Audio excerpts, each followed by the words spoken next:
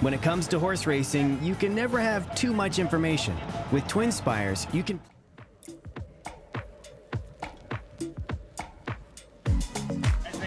When it comes to horse racing, you can never have too much information.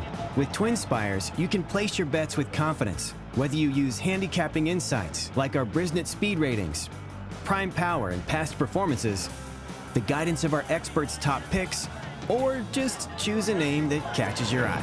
Yes! No matter how you pick your horse, bet with Twin Spires. And now you can share the thrill with friends using our exclusive Bet Share feature.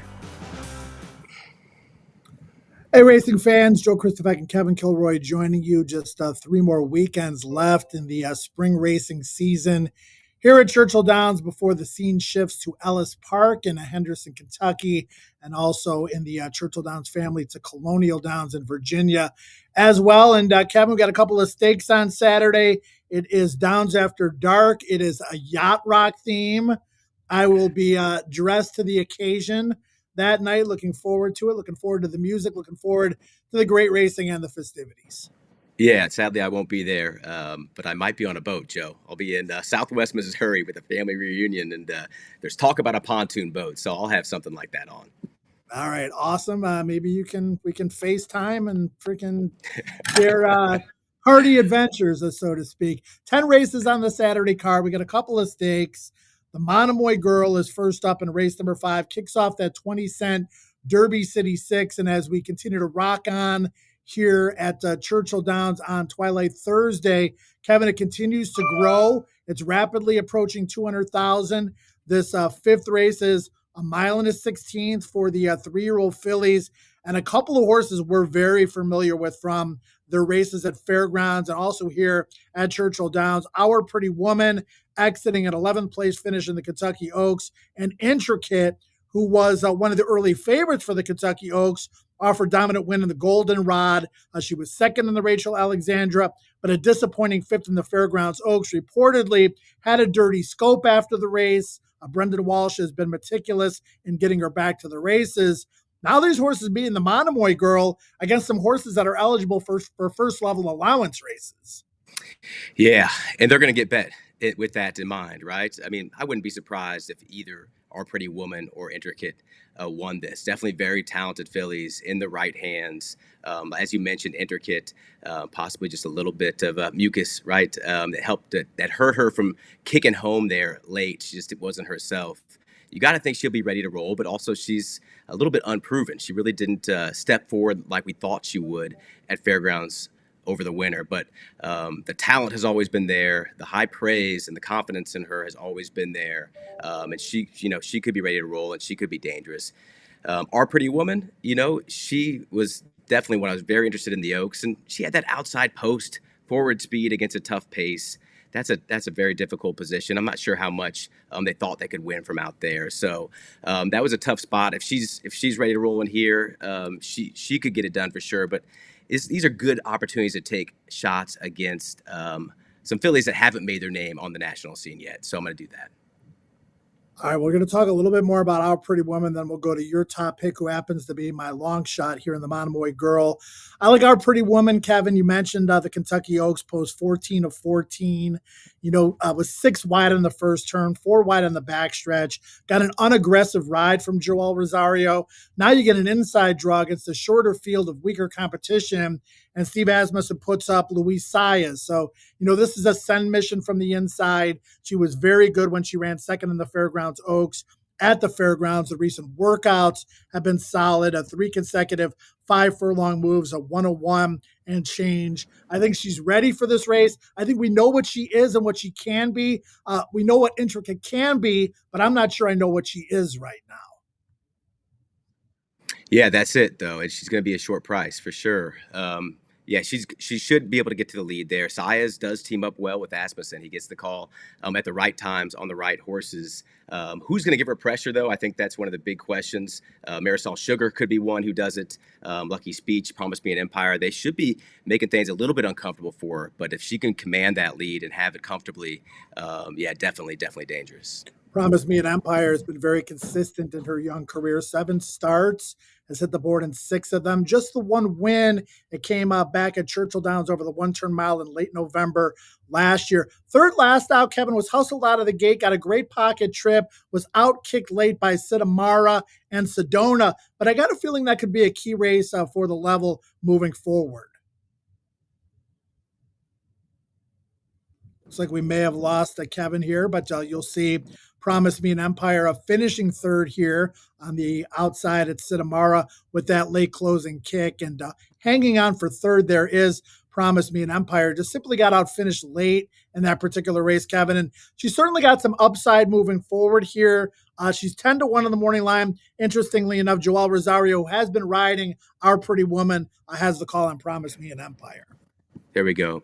Yeah, that was interesting how that race played out. It was really bunched up early, and you thought maybe it was going to set up for some closers, but that was a forward race flow. Those top 3 in the race, 3 of the top 4 were in the top 3 positions throughout. So Promise Me an Empire did work out that great trip there on the rail, but was against that flow. And if you look back, she impressed me so much at Oaklawn Park. She ran a 5 on Thorograph, very good with that wide trip, of course, moving that number up. But she beat other runners to spots, and I love seeing that. You know, when they have that understanding of where they need to be in the pack to be in that best spot to assert themselves. Promise Me an Empire, I thought ran better than it looked last time, and we run back to that race 2 back. She's super dangerous in here. We got Rosario up. Good to see that he's coming to town this weekend. For Derby City 6 multi-race purposes, is this a race where maybe you use Promise Me an Empire and Our Pretty Woman and obviously hope for the longest shot? Is there anybody else you would use? I'm going to take a stand against Intricate, Kevin, and just single Our Pretty Woman for Derby City 6 purposes. Yeah, I think that's the right call with your opinion for sure. What I'm going to do is not use either of Our Pretty Woman or Intricate. My main 2 that I will use on my card are Promise Me an Empire, then my long shot Marisol Sugar. I think it's just a great opportunity to be on the other side of the coin of what the public will be doing with this race.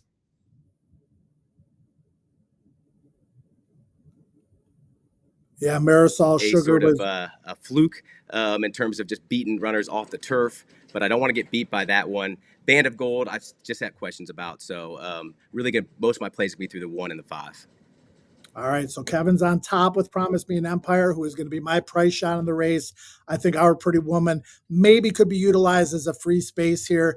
Kevin's long shot as he takes the alternative opinion. Free space? You're going to do the free space on me, huh? Oh, I mean, we'll again, see. These horses are eligible for A other thans. I mean, they haven't broken through in an A other than. Our Pretty Woman, is grade 2 placed. I think she's ready to rock and roll. She's got the right jockey. She's got the right post.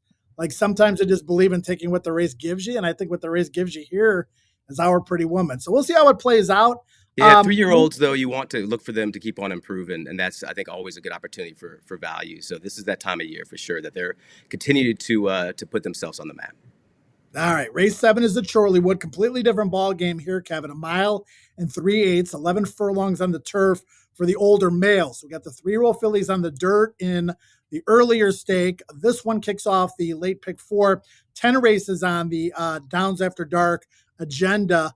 And we've got some familiar names in here, to say the least. Web Slinger, third in the Grade 1 Turf Classic at Churchill Downs on Kentucky Derby weekend. Tawny Port, who began his career on the dirt and has kind of reinvented himself on the turf over the course of the last year and a half or so. You've got Red Run. You've got Bold Act, who was 4th last out to Segoy as the 3-5 favorite in the Louisville. And Utah Beach, who was in that race as well. He was the second choice. Segoy going gate to wire at 19-1 that particular evening is back in here. Then the German wild card, Winning Spirit, coming in first off the boat for Christoph Clement. This is a very bettable race. There are some favorites in here that make a lot of sense. Maybe some horses that you can use alternative opinions on at a price. Let's start with Segoy. I mean, that horse was a upset winner of the Louisville. He went gate to wire. I don't see a lot of speed in this race again. Do you think Segoy can potentially repeat the way he did last time?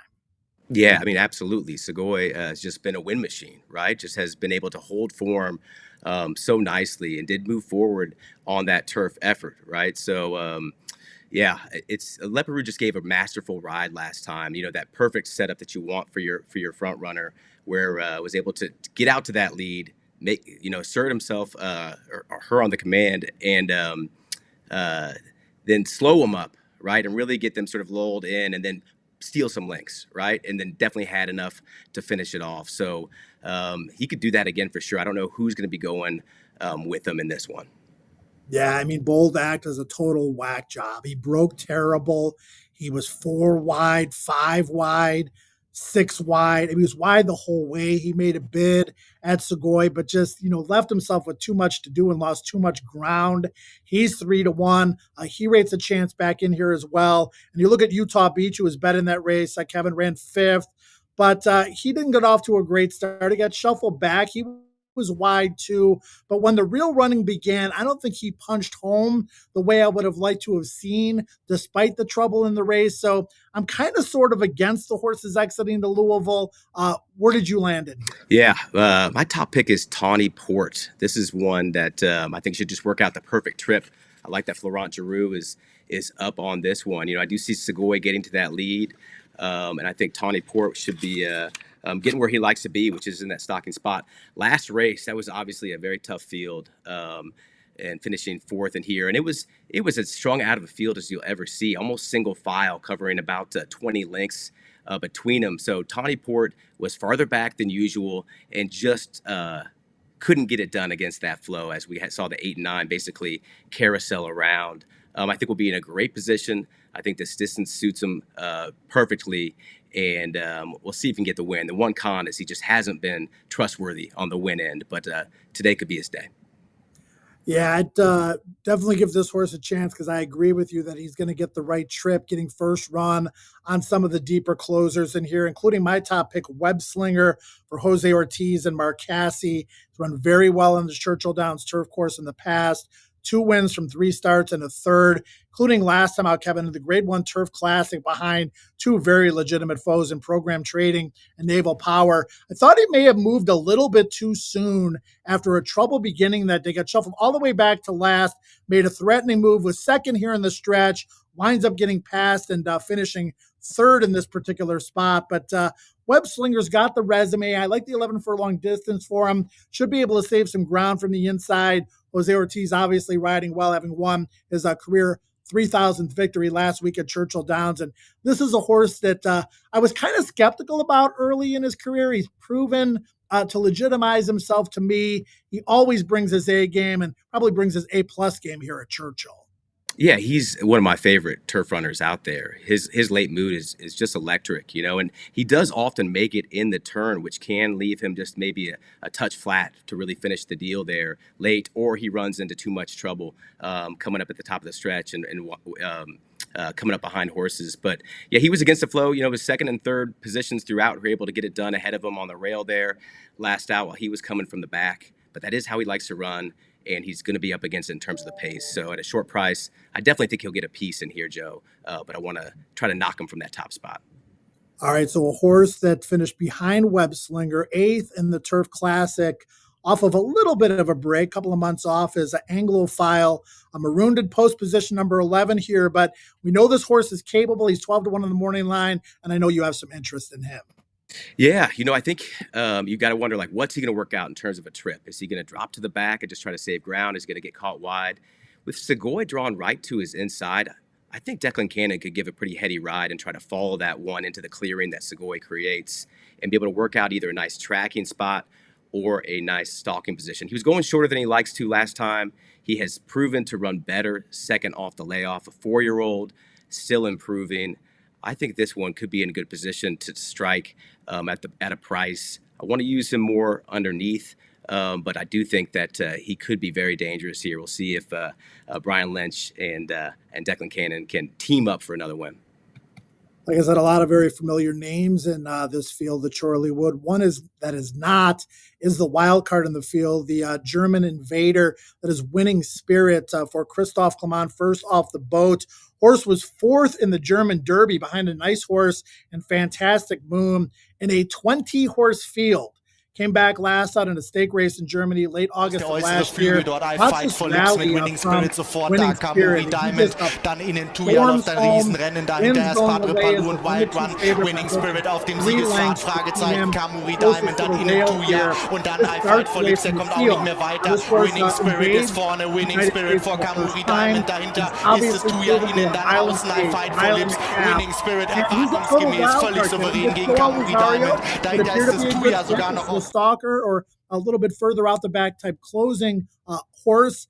And we just don't know how good he is. But the resume, I know Germany and Italy, aren't the strongest races in comparison to the European counterparts. But at 12-1 in the morning line, I think people are going to look at this horse as a viable alternative to some other horses in the field that they're against. I don't think he's going to be 12-1. I would think 5 or 6-1 would probably be fair. And I'd like to see him at 5 or 6-1 because that means at least he's somewhat live in this field.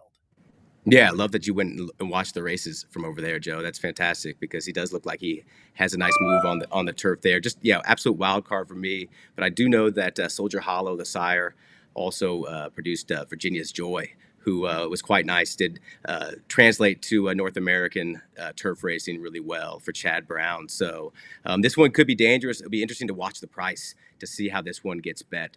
For sure, we'll take some money with Clement and Rosario teaming up.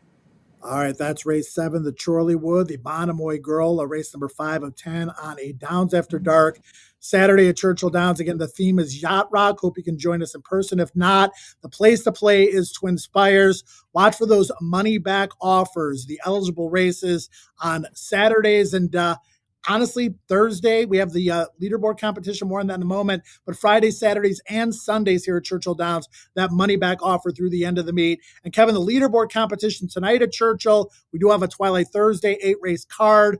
We're going to be fast. We're going to be firm. And that leaderboard competition is absolutely fantastic to get involved in. It's free to play, and you can compete against the other horse players that are out there. Yeah, even if you don't have much time to handicap, right? You just want to sit down and watch some races. It's a $10 win bet, your first win bet in that race once you opt in. And it's just a nice way to get some action, nice way to do it if you're chilling on your couch, hanging out, to see your name against other handicappers out there. It's a fun deal, Joe. I'm glad Twin Spires is doing this. All right, lots of great promotions every single day, not only at Churchill Downs, but across the country and the world. Twin Spires is the place to play, fast, safe, and easy to use. For Kevin Kilroy, I'm Joe Kristufek. Don't forget about live racing tonight at Churchill, the Twilight Thursday card beginning at 5 o'clock. Friday at 12:45, Sunday at 12:45, and Saturday, Downs After Dark, the Yacht Rock theme featuring the Monomoy Girl and the Chorleywood with a first post of 6 p.m. Have a good one. Sweet. All right. You cut out like a couple times, but you came back pretty quick.